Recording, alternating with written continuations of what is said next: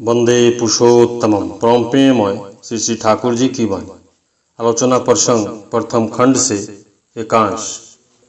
सुबह में बांध के किनारे तासु में श्री श्री ठाकुर की मधुर भरी बातों को बड़े विभोर होकर सभी सुन रहे हैं। सुन क्या रहे हैं? मधुर रस पान कर रहे हैं। उनके मधुर मुस्कान, मधुर बातें, मधुर स्नेह एवं मधुर रूप को लोग उपभोग कर रहे हैं। सभी का हृदय आज भरपूर है। हठात किसी ने बेसुरे की तरह प्रश्न किया। मैं बहुधा किसी के व्यवहार से गुस्से में आ जाता हूँ। प्रतिशोध लेने की इच्छा होती है, क्या करूँ? श्री श्री ठाकुर, हमारा उद्देश्य है मनुष्य को जीतना, उसके हृदय पर अधिकार करना, उसके अहं को अपने कब्जे में लाना, अनुताप जगाना। यदि ऐसा नहीं कर सके तो हमारी जीत की कीमत ही क्या है? पारस्परिक आनंद ही कहाँ है जिससे हम प्रतिशोध लेने जा रहे हैं? यदि वह भी व्यथा में आनंद बोध नहीं करता है तो क्या आनंद मिल सकता है? हम मनुष्य को पाना चाहते हैं। एक मनुष्य को खोने से लाभ नहीं है, पर उसमें सत्ता संवर्धना का जो बाधक है उसे नियंत्रण या निरसन करने की आवश्यकता है। इसलिए उसे शासन में संयत करने की आवश्यकता हो सकती है, और वह शासन भी प्रीति का शासन होगा। कठोरता में भी प्रीति रहेगी। यदि उसके प्रति तुम्हारी प्रीति उसके अंदर तुम्हारे प्रति प्रीति उद्दीपित कर देती है, तभी समझो कि तुमने उसे सुधारने का पथ पाया। किसी के अंदर अभिभूति रहता है तो भी बारंबार चेष्टा कर उसे पथ पर लाया जा सकता है, किंतु विश्वासघाती अभ्यास और संस्कार रहने पर उनके हृदय को जीतकर उनमें परिवर्तन लाना कठिन है। अनेक क्षेत्रों में यह संभव ही नहीं है। प्रश्न: विश्वासघातक है या नहीं, यह कैसे समझेंगे? श्री श्री ठाकुर, विश्वासघातक का एक लक्षण होता है, सब कुछ में वह मुख्य रूप से गौण रूप से अपने आप को प्रतिष्ठा करना चाहता है।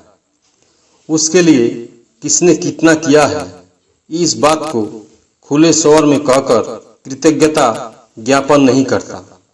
वह एक असाधारण कर्मठ व्यक्ति है एवं उसके गुण के लिए ही सर्वत्र उसका समादर है। इस बात को विभिन्न भाव भंगिमा और रंग ढंग से हर समय जाहिर करना चाहता है। कहने का सार यह है कि किसी की ममता से वह कुछ नहीं करता है। वह जो कुछ करता है अपनी हीन मान्यता की ममता से ही करता है। बातें करते हुए श्री श्री ठाकुर ने कहा, हम लोगों ने जो तय किया है उसी अनुसार प्राणपण से परिश्रम करके 130 रुपये की स्वाक्षरकारी 5 या 7 हजार जुटाओ। मैं कुछ भी छोड़ नहीं रखूंगा। तत्पश्चात दूसरी बात चली, प्रफुल्लता। व्यक्तिगत वैशिष्ट के विषय में हम अधिक जोर देते हैं। वह क्या चीज है? श्री श्री ठाकुर, जिस गुण को लेकर मनुष्य अलग अलग है वही है उसका वैशिष्ट। वर्ण और वंश में यह विशेष रूप से क्रिया करता है।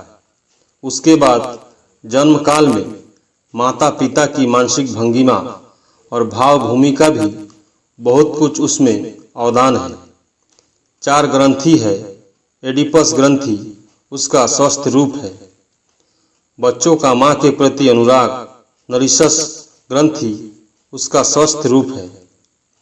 आत्मप्रीति, आत्मविश्वास, आत्ममर्यादा बोध उसमें किंतु हीन मान्यता नहीं है।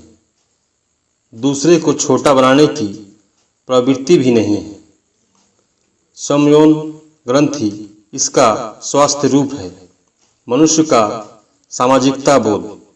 और है असम यौन ग्रंथि, स्वस्थ यौन आकांक्षा, जहाँ धर्म संगत विहित पथ पर आत्म प्रकाश कर नर नारी के वैधि मिलन के माध्यम से सुप्रजन की दिशा में सार्थक होनी चाहती है, उसमें उसकी स्वस्थ अभिव्यक्ति देखी जाती है।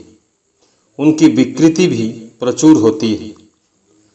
मनोविज्ञान में इसे क्या कहा जाता है यह मैं ठीक तरह से नहीं जानता हूँ, पर मैं इसी रूप में समझता हूँ।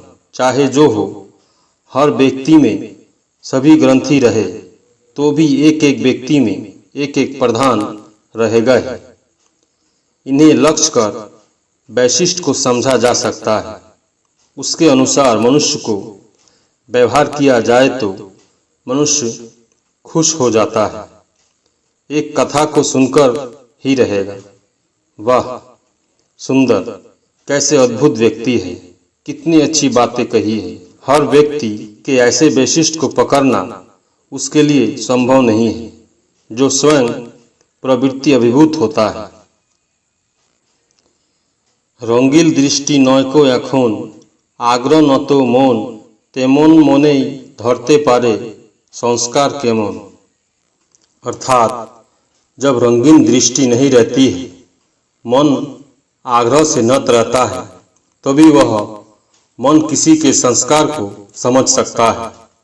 इष्ट के रंग में जो जितना रंगाया रहता है वह उतनी अरंगीन अवस्था में हर को देख सकता है और उसका अनुसरण कर सकता है।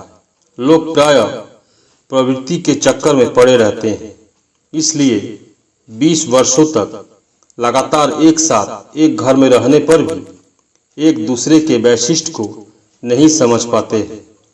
यह नहीं समझने के कारण ही आपस में टकराते हैं।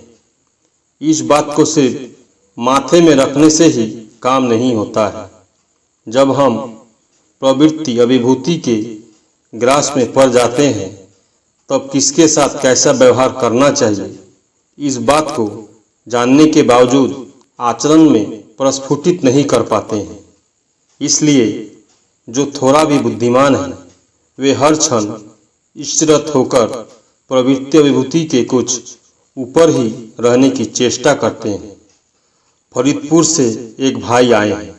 उनसे श्री ठाकुर फरीदपुर का समाचार पूछ रहे हैं। वे कुष्टिया से आए हैं। यह सुनकर उन्होंने वहां के एक डॉक्टर के विषय में पूछा। शरदा ने पहले वाले प्रसंग के विषय में पूछा, हमें क्लास में कैसे पढ़ाना चाहिए तथा सभा में वक्तृता कैसी देनी चाहिए। वहाँ तो नाना वैशिष्ट के अनेक लोगों का समागम रहता है। श्री ठाकुर, हर वाद्ययंत्र में कतिपय घाट रहते हैं, ग्राम रहता है। उसकी सहायता से किस प्रकार हर तरह के सुर बजाए जाते हैं, उसी प्रकार नाना तरह के प्रवृत्ति वाले एक दल के सामने बोलते समय ऐसी तरंग पैदा कर देनी चाहिए जिससे विभिन्न वैशिष्ट पोषण पाए। सभी का भंगिमा लेकर सुर और स्पर्श दे सको तो हर व्यक्ति अंतराशी होगा ही। गुरुत्वपूर्ण मनोज्ञ भाषा में विषय के साथ सामंजस्य बनाए रखकर सुकौशल करना चाहिए। जैसे भाषण में कहा, तुम्हारे बच्चे, तुम्हारी स्त्री आज पथ पर भूखे भटक रहे हैं, क्या तुम इस समस्या का समाधान नहीं चाहते? जो ही स्त्री और बच्चे की बात कहोगे त्यों ही उनका प्रवृत्ति अंतराशी हो उठेगा। उनके मन में चेतना आएगी और वह सोचेगा, सुनूं तो क्या कह रहा है, पर सिर्फ प्रवृत्ति को उभारने में लाभ नहीं है। मनुष्य में जिस प्रकार हीन प्रवृत्ति रहती है उसी प्रकार उन्नत प्रवृत्ति भी प्रचुर है। बातों के जरिए अग्नि पैदा करनी चाहिए। इष्ट, कृष्टि, धर्म, बृहत्तर, पारिपार्श्विक के स्वार्थ इत्यादि के विषय में मनुष्य के आग्रह को उद्दीप्त कर देना चाहिए। मनुष्य को सुकेंद्रित मंगल कर्म की दिशा में जितना पागल बना सकोगे उतना ही समझा जाएगा कि तुम्हारा भाषण सार्थक हुआ। मनुष्य प्रवृत्ति के राज्य में जिस प्रकार विचर रहा है उसी प्रकार प्रवृत्ति को भूमायित करने की उसकी इच्छा भी है। इसलिए वास्तव के साथ योग रखकर बोलने से सत्य के प्रति नशा लगाना कोई कठिन कार्य नहीं है। जिस प्रकार मनुष्य की स्वार्थपरता है, परार्थपरता की प्रवृत्ति भी उसमें कम नहीं है एवं वह उसमें कम प्रबल नहीं है। दरअसल परार्थपरता ही उसके स्वार्थ की नींव है। जिस प्रकार मनुष्य की आराम प्रियता व तथाकथित भोगाकांक्षा है, इष्टार्थी क्लेश, सुख प्रियता, त्याग और दुखबरन की स्पृहा भी उसकी नहीं है, ऐसी बात भी नहीं की जा सकती है। जरूरत है उन्हें उभार देना, उनके प्रति लोभ पैदा कर देना ही शिल्पी का कार्य है। यदि हर आंगन से कर्षण कार्य चलता रहे तो राष्ट्र में प्रकृत प्रगतिमुखी मनोभाव फैलने में अधिक देर नहीं लगेगी। परम प्रेममय श्री ठाकुर सभी गुरु भाई एवं माँ को